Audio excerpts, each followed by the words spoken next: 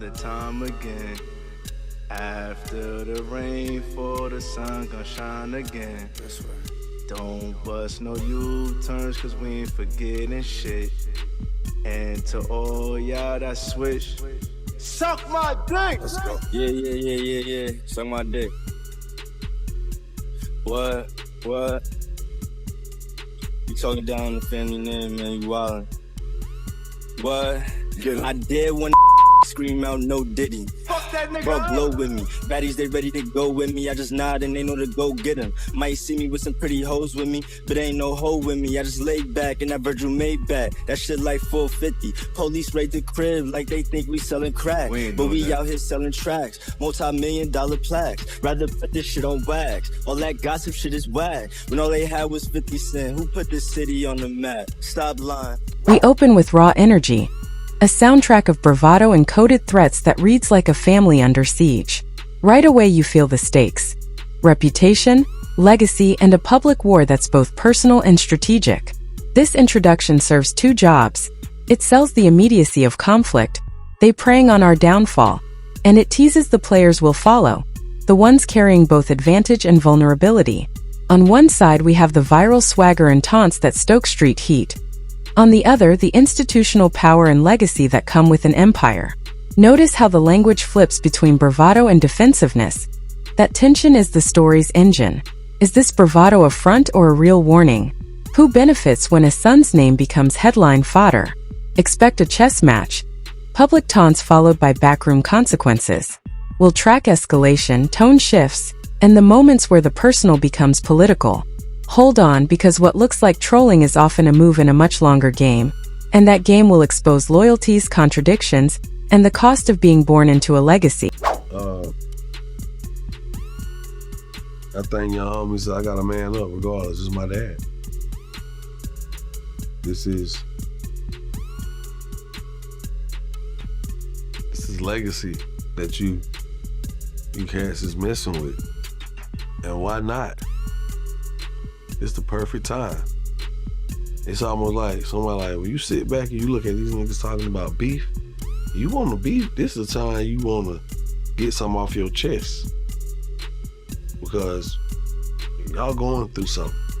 They're going through something. They probably in a space they ain't even ever been in since he been on. You know what I'm saying? So, I mean, I salute him. Did he snap? I mean,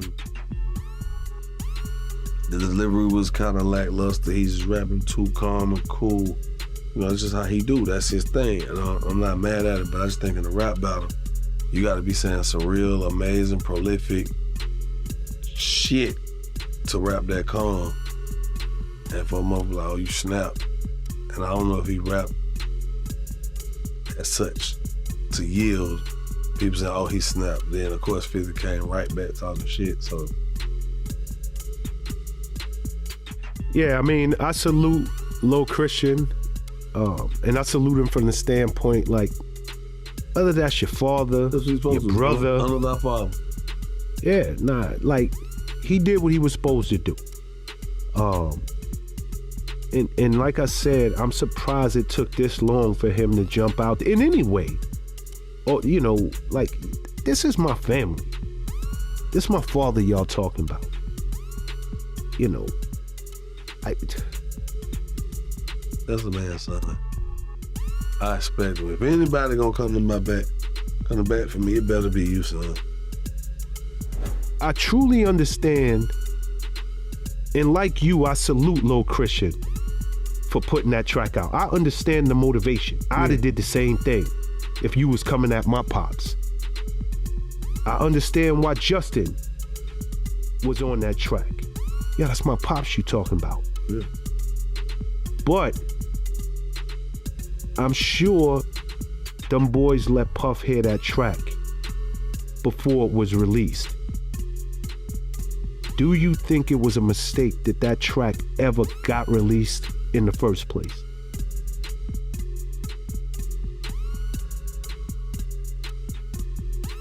Is this on? Yes. Taking up for his dad? Yes. A mistake. No. Maybe you're not. Maybe let me articulate my question different. Do you think Puff should allow that track to go out because now his children are directly in the line of fire? They already in the line of fire. What do you mean? They're already directly in the line of fire. I mean, at the end of the day, shit, they out here. People talking. At the end of the day, hey, like I said, everybody else around here got beefs and doing all this. This is the pivot where the online spat becomes something more strategic. 50 Cent doesn't just drop jokes, he exploits narrative gaps. When he lampoons Christian, he's not only picking at a rookie, he's puncturing an image that protects a whole industry. That line between comedy and indictment is key. Audiences love a roast, but roasts aimed at power often carry collateral damage. Social media amplifies and flattens nuance. A tweet that's just a troll can become evidence in public opinion. Watch how the script frames 50's move as both theatrical and tactical. He's daring the empire's defenders to respond. And if they do, the response itself becomes fuel. So ask yourself, is this about calling out hypocrisy, or is it a provocateur forcing a reaction to gain moral high ground? Either way, the court of public opinion moves faster than any courtroom. Track the replies in silence. Both tell you as much as the diss itself. Nobody gonna mess with you. Show me where your heart at. And of course, you saw 50 came right back and trolled. Which you knew he would. Well, it worked. But that's the reason that I'm asking. And here's the deal. 50 trolled, but he kind of laughed it off. You know? He didn't go too hard. But it was still trolling. Laughing it off or not. I could threaten the shit out your life and laugh it off. Shut up. Man, son, man, I'll shoot the shit out you, boy. I'll leave your ass stinking, man. I'm scared, Sean. Nah, bro, I'm just talking shit. I'm just a little scared, Sean. But I meant what I said. Like, I mean, he laughed it off, but we both know 50 can be with the shits at any moment. Any moment. Well, again, you know, I think the kids. 50 got niggas around him who gonna be with the shits. I remember I was just at the Lovers and Friends joint 2 years ago. Was it 2 years ago? Last year? Maybe last year. Last year, I think. Whenever it was, yeah. Maybe before that. Last year. Whenever. And you know when your boy Uncle Murder does the year in Rap Up. Yep. I mean, you know, you got a certain level of nuts and moxie to just talk about a lot of people at one time. Cause you could like fester up a lot of energy. Yep. Like heat on you. And it's funny as that dissed me one time. And I guess it was in the year in Wrap Up, and I was like, damn, that shit was crazy. But it's funny, that shit was crazy. He said that shit. So when I saw him, guess what he said to me? He walked right up to me. I see 50. 50 like, Jock, what up? This nigga, Uncle Murray walk up like, Jock, you not mad at me? You mad at me? You not mad at me? We good, right? We good. You not mad at me? I'm like, hell, we good. He's like, all right, cool. So it was like, I'm addressing beef head on. Like that was the demeanor, like, yo. So he got cats around him who think in a certain way, they were whatever. Like, I definitely could see 50. Here's where the narrative sharpens into identity conflict. Christian's line, "It's my dad," reads as both shield and burden, an inheritance of name that doubles as an assumption of guilt or influence. In modern celebrity dynasties, the son's every move is footnoted by the parent's history. That makes it harder to craft an independent identity. This VO digs into how fame is multi-layered: authenticity, legacy branding, and the public's appetite for drama. Christian's track is an attempt to reclaim narrative, to say, "I'm here on my terms." But the clip shows how the audience interprets that claim. Some will read it as loyalty, others as recruitment into a feud they didn't ask for. Also notice management's role. Labels and mentors filter what gets released. When a track drops that directly addresses a scandal, it invites both praise and peril. That tension, the push to be heard versus the risk of becoming a target, is the emotional center of this exchange. Story before where you actually said you seen what a saw does to human flesh, like having a saw. I mean, we got Terrence Gangsta in the building too as well, and he literally said he's seen the same thing, what he's seen a saw, what it does to human flesh. And I'm like, I don't know what it does to a person's mind or a psyche when they see that in person. It changes you. Like, it changes you. There is a place inside of me where I have the ability to either see a human body as a human being or just pieces.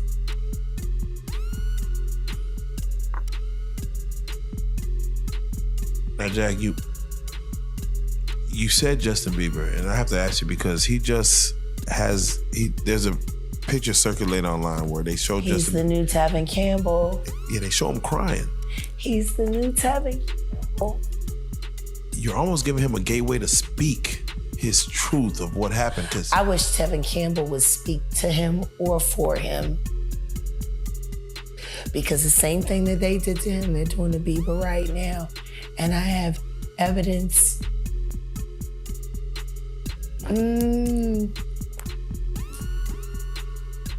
That poor kid.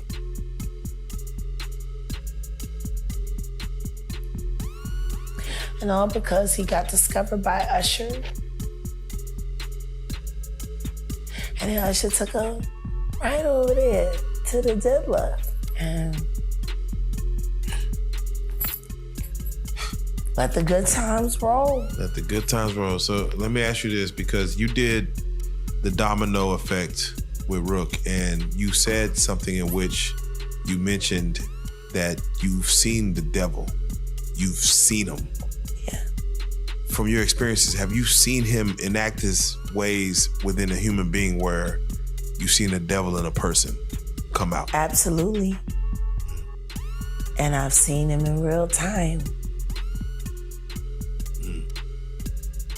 What? When you're being raped, if you're brave enough to look into your rapist's eyes, I promise you'll see nothing. Nothing. There is no human there. It's almost like they're in a trance. This section is where craft and optics collide. Critics often reduce an artist to delivery, but delivery is a tool. It signals intent. Rapping calm when the internet expects heat can be read as confidence or as missed opportunity. The commentary here teases apart two careers: the performer who leans on measured cool and the audience that craves theatrical peaks. Both sides are right. Style is subjective, but spectacle sells. Also, pay attention to how allies respond. A quick defensive salute to Christian shifts the frame from clown to protege. That calibration, who defends who and how publicly, reveals alliances backstage. Lastly, remember that battles aren't only lyrical, they're visual and social.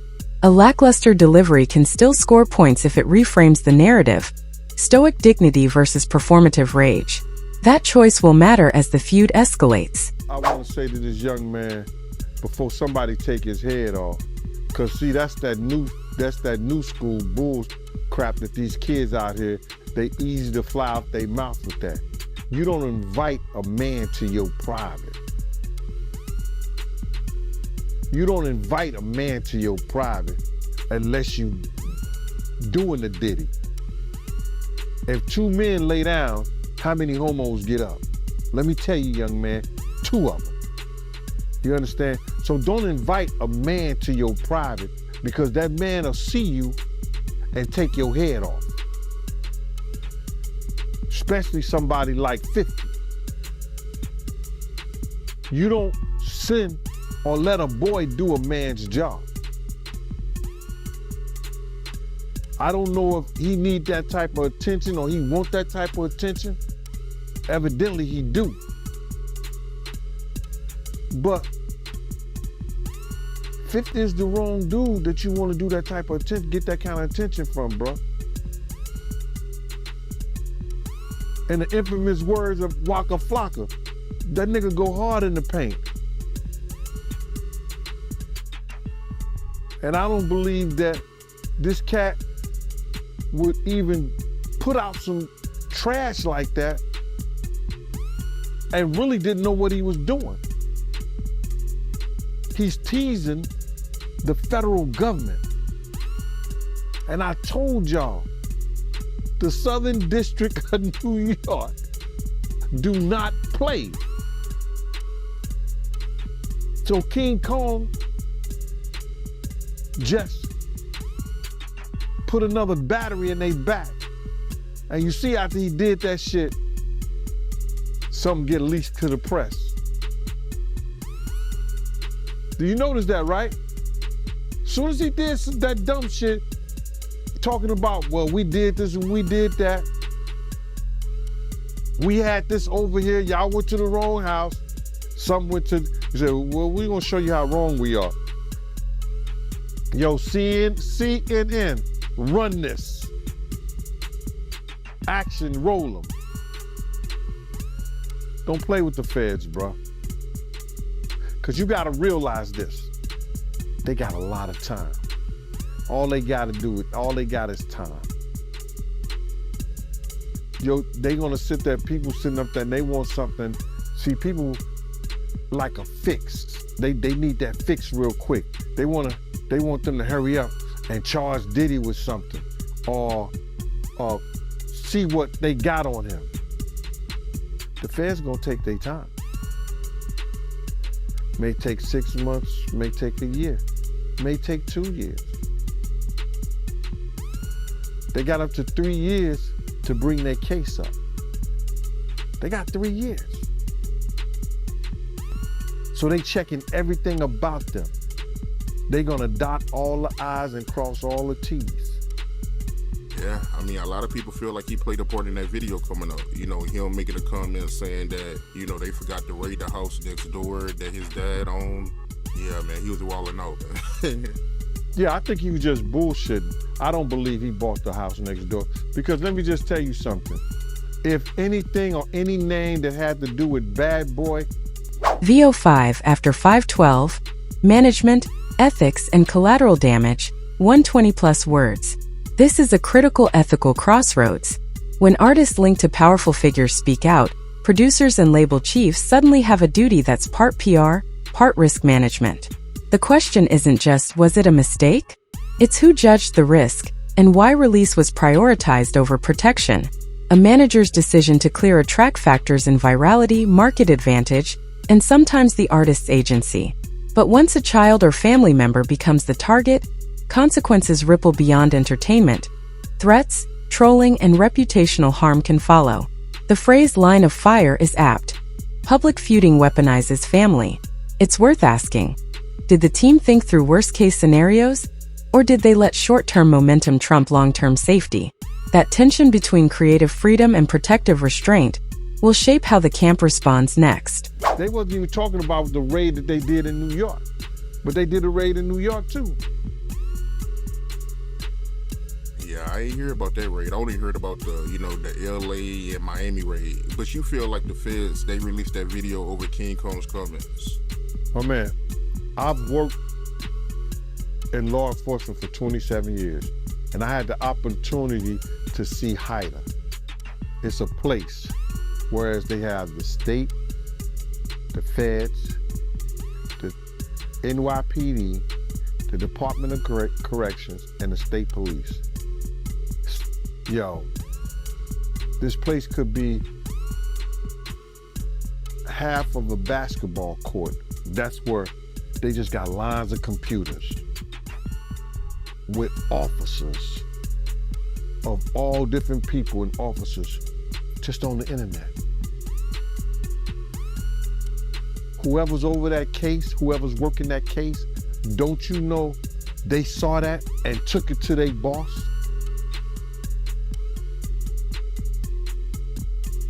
You might think it's petty, but it's not. You do not agitate a lion with a pork chop. And that's what that kid did, bro. some people feel like, Diddy, he played a part in that video coming out too. Him being spotted with Stevie J, smiling at the camera. A lot of people blame him too. But bro, what did I tell you? He's such a narcissist that he has to be in the public. Listen to me. They just caught him on TMZ today or yesterday or something like that, walking out and about. Now, I'm not telling the man what to do, what he couldn't do. I don't know if the government told he couldn't travel nowhere, he couldn't be nowhere and stuff like that.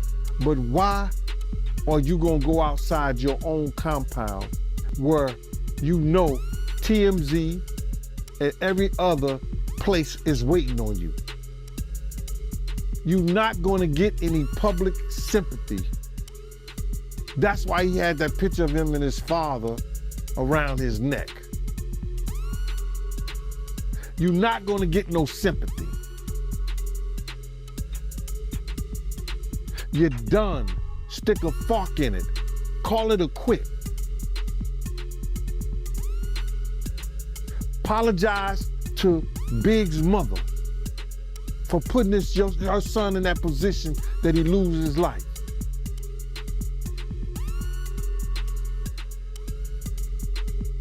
It's crazy.